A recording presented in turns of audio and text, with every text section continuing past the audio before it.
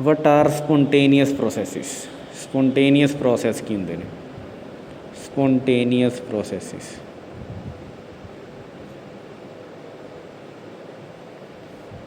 ठीक है। Spontaneous process जिहड़े अपने आप हो जान, आपां जस्ट उन्होंने इनीशिएट करिए। विच अकर बाय इटसेल्फ और नीड स्मॉल इनीशिएशन, सिर्फ इनीशिएशन करनी पे और spontaneous process. What are non spontaneous प्रोसैसिस?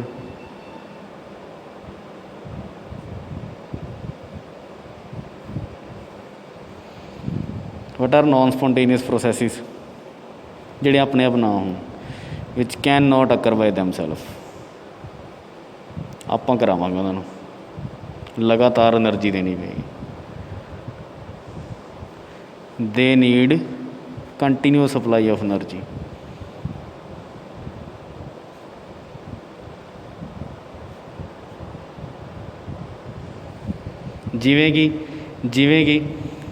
जिवें कि तुसी टैंकी तो पानी वरतदे हो, अपने आप थल्ले आ जाता है, अपने आप थल्ले आ जाता है, मतलब पानी का नीचे आना स्पोंटेनियस प्रोसैस है। पर टैंकी जो भरनी है पानी की तो लगातार मोटर चलानी पेगी, एनर्जी देनी पेगी। पानी का उपर जाना नॉन स्पोंटेनियस है, थल्ले आना स्पोंटेनियस है। वाटर का थल्ले आना स्पोंटेनियस है, पर उपर जाना नॉन स्पोंटेनियस। जा सकते उपर, पर लगातार एनर्जी देनी पेगी, तुहानूं बड़ी सारी एनर्जी देनी पेगी। समझे? स्पोंटेनियस प्रोसैस जिहड़े अपने आप हो जान, आपां जस्ट स्टार्ट करना है, बस टूटी खोलनी है नीचों। तो नॉन स्पोंटेनियस जिहड़े अपने आप ना होण, लगातार एनर्जी देनी पवे, वो नॉन स्पोंटेनियस प्रोसैसिस। हुण कैमिस्ट्री च रिएक्शन हुंदे ने, कोई रिएक्शन स्पोंटेनियस है या नॉन स्पोंटेनियस है किवें पता करोगे? क्राइटेरिया ऑफ स्पोंटेनिटी की है? क्राइटेरिया ऑफ स्पोंटेनिटी भी कोई रिएक्शन स्पोंटेनियस है या नॉन स्पोंटेनियस है किवें पता चलेगा? तो पहला आइडिया, पहला क्राइटेरिया भी एनर्जी डिक्रीज होवे, एनर्जी ऑफ सिस्टम डिक्रीज होवे, एनर्जी ऑफ सिस्टम डिक्रीज, तो वह प्रोसैस नूं आपां की कहांगे? स्पोंटेनियस। डिक्रीज स्पोंटेनियस होएगा, मतलब जिन्हां दा डेल्टा च नैगेटिव है, जिहड़े एक्सोथर्मिक रिएक्शन ने वो स्पोंटेनियस ने, जिहड़े एंडोथर्मिक ने वो की होने चाहिए ने? Non spontaneous. ठीक है, पर यह सही नहीं है, ये आइडिया इनकंपलीट है। कुछ चीज़ां ते सही बैठदा है, कुछ तो गलत बैठ जाता है। जिवें कि लिमिटेशन इहदी की है? Evaporation of water.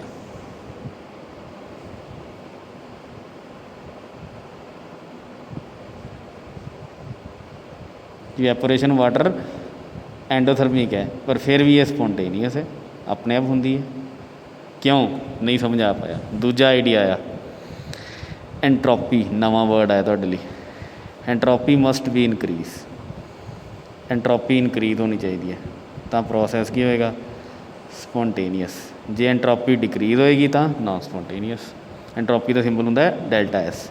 Delta S positive है तो स्पोंटेनियस, डेल्टा एस नैगेटिव है तो नॉन स्पोंटेनियस। हुण जिवें इवैपोरेशन ऑफ वाटर है, इवैपोरेशन की होंदी है? लिक्विड तो गैस बनना। इस एंट्रोपी वधी है, डेल्टा एच पॉजिटिव है पर डेल्टा एस भी पॉजिटिव है। डेल्टा एच तो कहता है भी ये नॉन स्पोंटेनियस होनी चाहिए है, एक फैक्टर इनू अपोज कर रहा है, एक फैक्टर सपोर्ट कर रहा है भी डेल्टा एस स्पोंटेनियस है। तो इस करके इवैपोरेशन है जी स्पोंटेनियस है, क्योंकि यदा इफैक्ट ज़्यादा है एंट्रोपी का। एंट्रोपी है की है हुण? What is entropy? What is entropy? Entropy होंदी है randomness. Entropy is the degree of randomness. जिवें कि सॉलिड, आ सॉलिड च अरेंजमेंट है, आ लिक्विड च थोड़े थोड़े दूर हो गए, गैसी च तो सब तो ही दूर हो गए। ठीक है, तो ये ऑर्डर है, एंट्रोपी है डिसऑर्डर। एंट्रोपी होंदी है डिसऑर्डर। सॉलिड च तो ऑर्डर है, इसका मतलब सॉलिड की एंट्रोपी का सिंबल है एस। सॉलिड की एंट्रोपी सब तो घट है, सब तो घट है। गैसी च सब तो ज़्यादा रैंडमनैस है, गैस की एंट्रोपी सब तो ज़्यादा। लिक्विड मतलब entropy of solid is less than entropy of liquid is less than entropy of, समझे? एंट्रोपी मतलब रैंडमनैस, रैंडमनैस इज़ एंट्रोपी।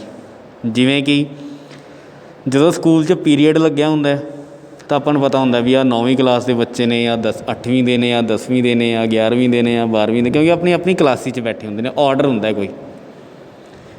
उदों मतलब एंट्रोपी घट है, रैंडमनैस घट है उदों स्कूल की, क्योंकि ऑर्डर है। 11वीं च बच्चे बैठे ने, 12वीं वाले 12वीं च बैठे ने, 10वीं वाले 10वीं च बैठे ने।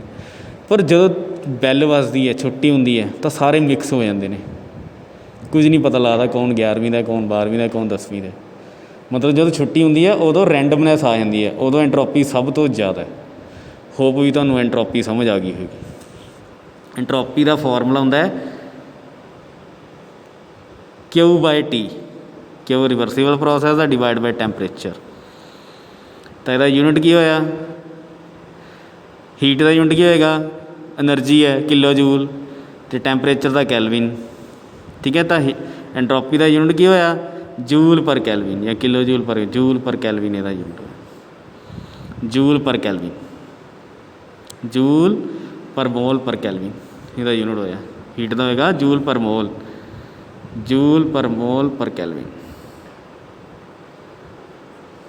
ये एंट्रोपी का यूनिट होया। ठीक है, एंट्रोपी नवा वर्ड आया, आ सकती है डेफिनेशन। एंट्रोपी की होंदी है रैंडमनैस, रैंडमनैस वधे तो एंट्रोपी पॉजिटिव है, रैंडमनैस घटे तो एंट्रोपी नैगेटिव है। जिमें कि CaCO3 सॉलिड है, मैं हीट किया, बन गया CaO सॉलिड प्लस CO2।